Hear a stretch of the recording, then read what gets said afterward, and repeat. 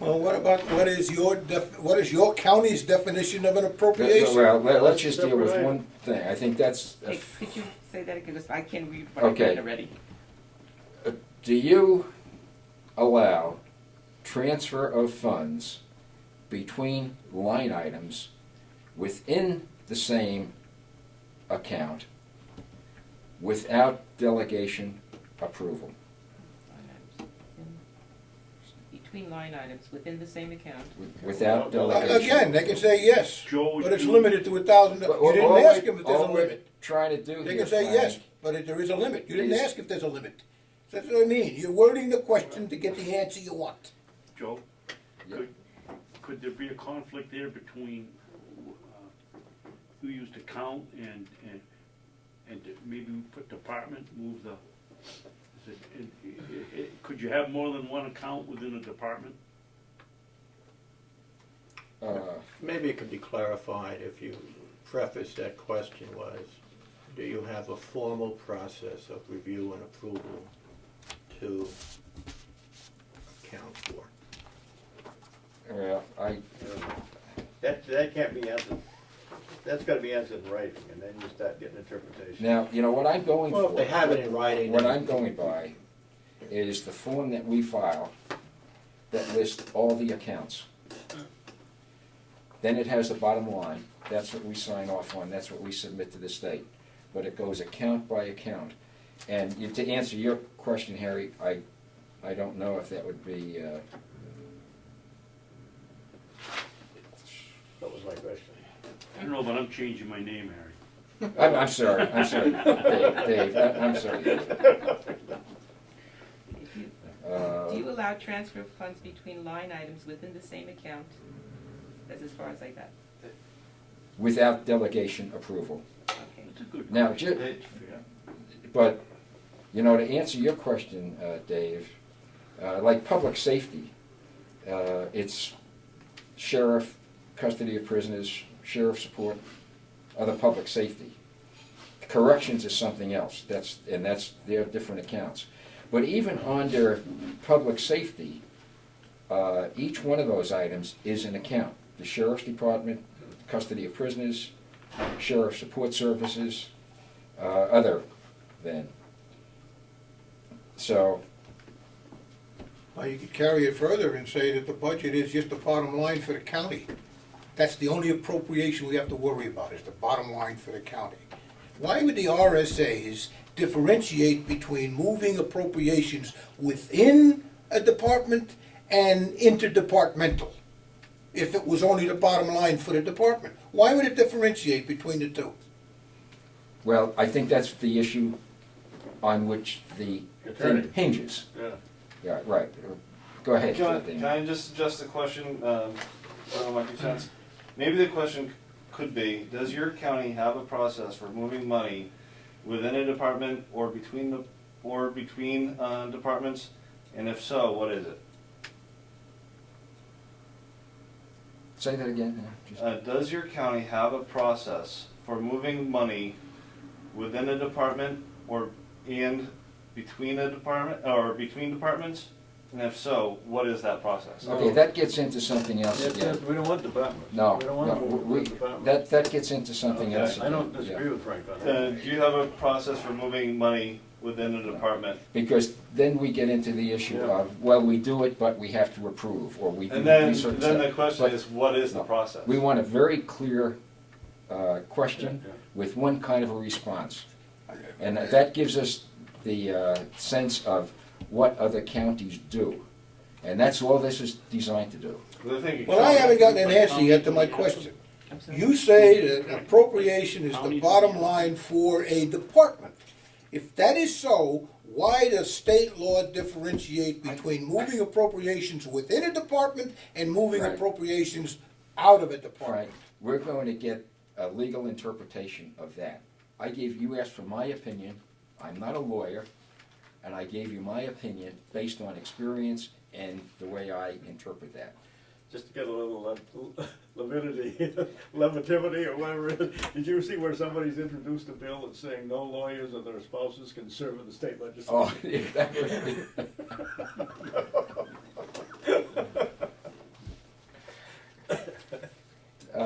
I think to put this question forward, everybody understands what the question is that we're asking Dorothy to get the information from the, what is the group? It's the, New Hampshire Association of Counties. yeah, right, okay. Okay. I'm gonna put that forward as a, would somebody like to put that forward as a motion? Maybe not. So, Okay, is there a second to that? I'll second. What motion? The motion will be the question that Dorothy will carry to the New Hampshire Association of Counties. So according to how the question is Well, worded, the question is very clear, we can't, so I'm gonna call for the it's question. very clear to some. Okay, well, all those in favor say aye. Aye. Aye. Okay, we have, no? Okay. I think that is about all we can do today. Well, I don't wanna say that, I shouldn't say that, I'm drawing conclusions here, but can we go anywhere else today without getting some input from the state attorney general or someone? well, we have gone further today. I'm looking at your items for consideration, like the new hires. We've asked what the pamphlets are and we could think, what are they gonna get for it? Yeah. And anything else that they might have on this. And I would like, and I do think it's on here that we ought to have a policy where we automatically consider what's been done previously, rather than having a new delegation, and new people come in and not look at history, but just go ahead. And we tend to do that, not just on this, but we tend to do that. Everybody tends to. Yeah, but I understand, there's something, I don't know the exact wording, that says that, at least on the state level, that the representatives are not bound by what other previous. They're not, but they at least should be made aware of it. I'm not even sure that until it was brought up at the meetings ago, how everybody was aware of what had gone on previously. They're not bound by it. See, people have brought that up to me too, Yeah. as I've discussed with constituents. Can I bring up something new? Promise? It's in the same light, but I would like to get an opinion from everybody who is here. If it's on policy, Yes, it is on policy. And what it deals with is negotiations between government employees' unions and the county. In the past, only one individual from the county commissioner's office sat in on negotiations between government employees and the county. And at times, from what I understand, I wasn't here, but other people have told me, when asked what's going on, the answer was, we can't divulge anything, it's secret, and which wasn't true. I have proposed a bill in the state legislature that would require or allow county delegations to have an individual sit in on all government employee contracts, even if just as an observer, so that he can come back to the county delegation and say, this is what's going on, this is what they're giving away, I don't think we should do it, or I think it's a good idea, or whatever, but at least the county delegation will be apprised of what's going on in these negotiations during the negotiations, rather than getting the contract at the end after it's all done, signed, sealed, and say, here, you gotta seal it or else we gotta renegotiate everything. Frank, this would be done at a non-public session, right? Pardon? This would be done in a non-public session when they talk to the delegation? I'm not sure either side would want all. Yes, the details, it would but have to it be in a non-public yeah. because they couldn't divulge what's in there, but the delegation would be appraised of what's going on so that they know, well, they're gonna increase this, they're gonna give them COLAs, they're gonna give them this, they're gonna give them that, and make a decision before the contract is finalized. let me suggest a better way to do that, and we've done it in an informal way in the past, and Dorothy, you were one of the commissioners when we did that, when we set some expectations for what the expenditures would be or how much the budget would increase or decrease. We tried to set some bottom line, and I remember even at that point dealing with somebody who brought up the issue of medical cost and hospitalization cost, and it was my position then that that's part of the budget. I don't care if it's going out of sight, we can only increase the budget or we want to maintain the line at a certain level. regardless of what's happening to healthcare. You know, we can't say it doesn't matter, because we all have to pay for it. But the point being simply that we can, before we get into the negotiation process, we should make clear as a delegation what our expectations are for the level of the budget that we will accept, the expenditures that we will accept. And that might be, we come in with a 0, 5% above, 5% below, or something like that. But that's a practice or a policy that the delegation can do. I think to get into... I agree with what you're saying, but wouldn't it help to have a delegation member, at least as an observer during these negotiations? I don't see that. You know, if you want to have a delegation member as part of the negotiation process, that's one thing. But it has to be done in non-public. I don't think you can negotiate in You can't. You can't. What? The commissioners negotiate. That's right. All of the contracts with the sheriff and everybody, Right. well, how did we get in this situation where the sheriff had one attorney working on something and you people had somebody else? We tried to do that. No, but No, that's, he didn't. you can't do that. No. No, okay. that was illegal. Yeah, okay. They, Mr. Chairman, it's my recollection in one of the commissioners' meetings, I asked a question, it had to be, Dottie was here, I believe, a couple of years ago, and Commissioner Sorensen said, I asked a question, he goes over and negotiates, and they come to which way it's going, and I said, can you not come back to the other 2 commissioners and tell them what's going on? And am I correct, Dottie? His answer was no. I don't recall, I'm sorry.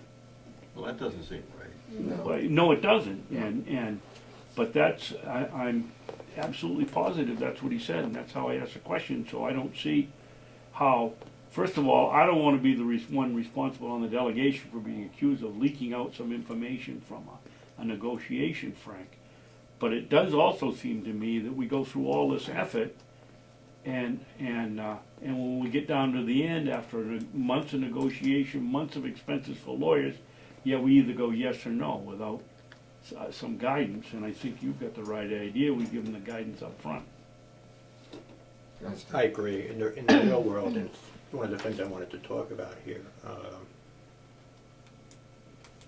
the dollar amount for the county, or any negotiation really, would be established, whether it's 0, 1%, 2%.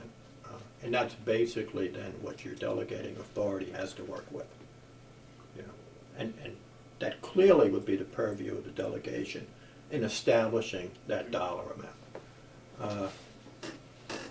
Do we need to be on the negotiating team? No. Although I do question what type of help you have when you negotiate your union contracts. If you're doing it all by yourself, I would question that you would have the ability to do that. I think that's a specialty that requires some help. That would be my opinion on that. If I was elected to the county commission tomorrow, I certainly wouldn't consider myself qualified to conduct a union negotiation.